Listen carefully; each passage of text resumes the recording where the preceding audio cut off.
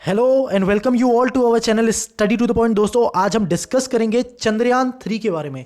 एक छोटा सा हम कहेंगे कि स्नैक की वजह से, स्नैक मतलब कि कोई ग्लिच वगैरह या कोई अन्य कारणों की वजह से, जो कि अभी तक क्लियर नहीं किया गया है इसरो द्वारा, बट जो हमारे चीफ हैं, इसरो चीफ हैं K7, इनके द्वारा ये डिक्लेयर किया गया है कि जो चंद्रयान 3 मिशन है, जो कि एक्सपेक्टेड था 2021 के मिड या एंड में होने का, इसको डिले कर दिया गया है। सो रिसेंटली दोस्तों, as I told you, ISRO के Chief K7 has announced that Chandrayaan 3, that is India's third mission to the moon, will likely to be launched in 2022।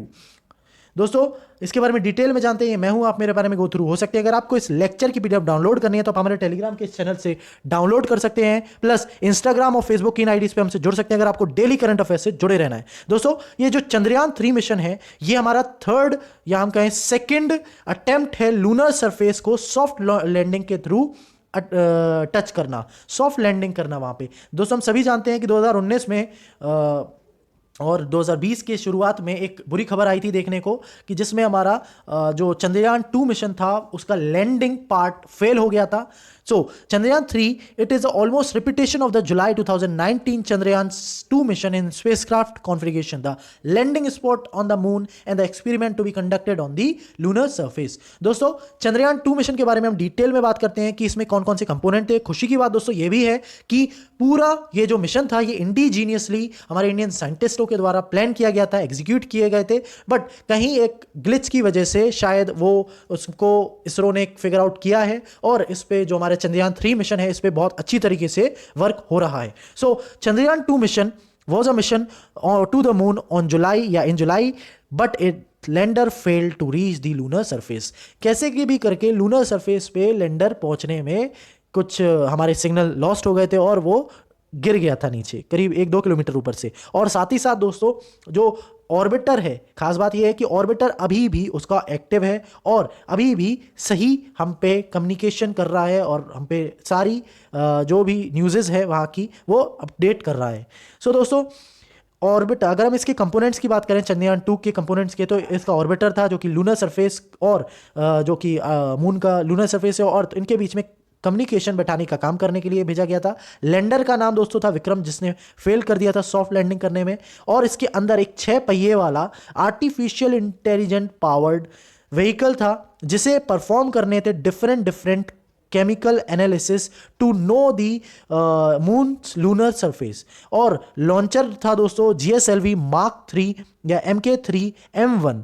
ये इंपॉर्टेंट है दोस्तों, क्योंकि ये एक बाहुबली रॉकेट के थ्रू लॉन्च किया गया था, जियो सिंक्रोनस रॉकेट के साथ लॉन्च किया गया था।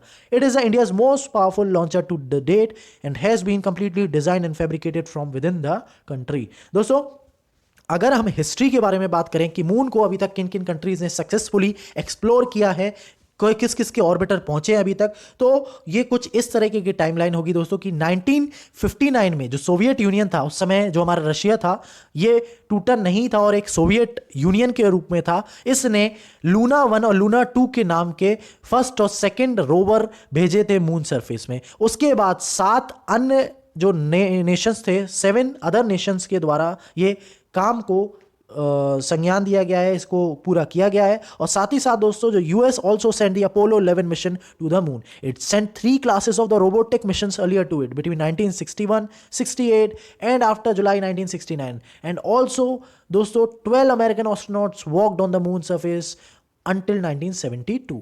Then in 1990 US resumed the lunar exploration with the robotic mission।